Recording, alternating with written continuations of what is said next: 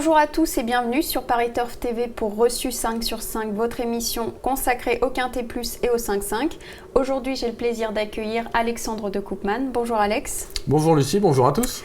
Ce mardi, on va donc se diriger vers Saint-Galmier avec le prix de la Chorale de Roanne, une course européenne sur 2650 mètres.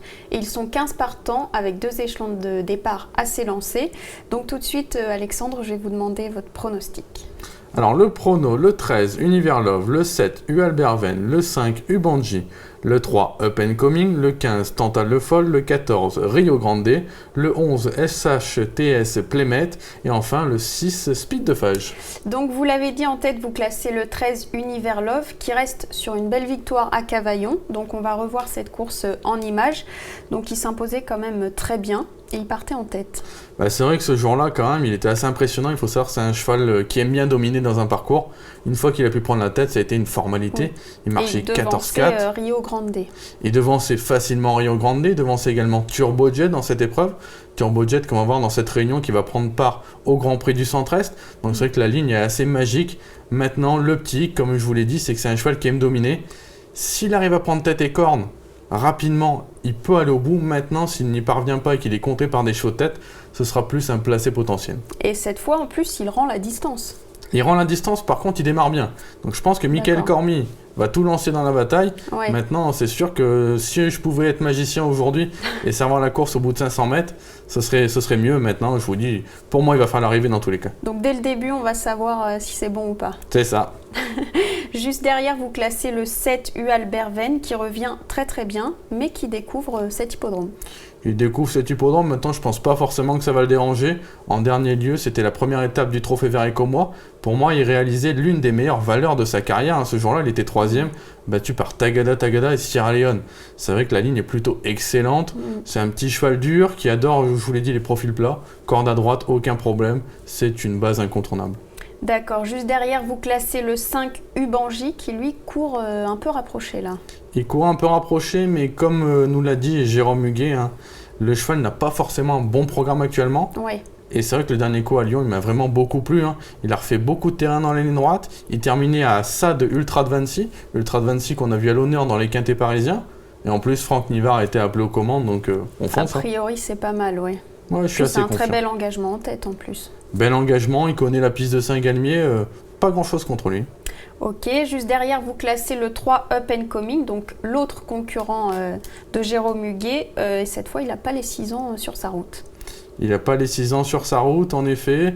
Lui, en dernier lieu, il marchait 14-3 sur les problèmes de Cavaillon. 14-3, je vous l'ai dit tout à l'heure, Univers Love 14-4.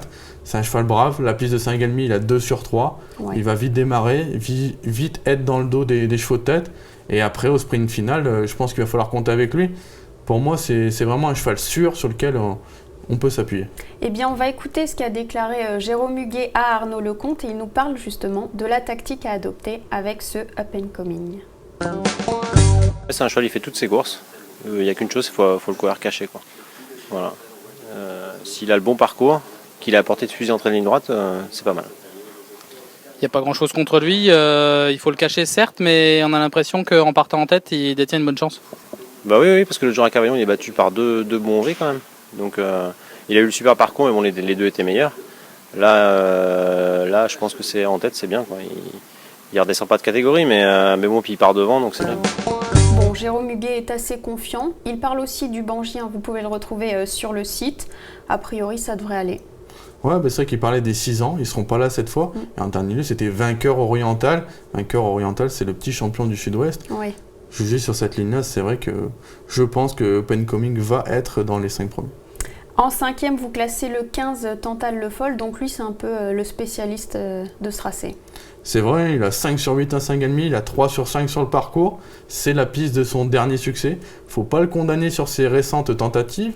Le cheval avait eu des problèmes de dos, tout est rentré dans l'ordre depuis. Moi, je l'avais pris en note en début d'année sur les problèmes de Vincennes.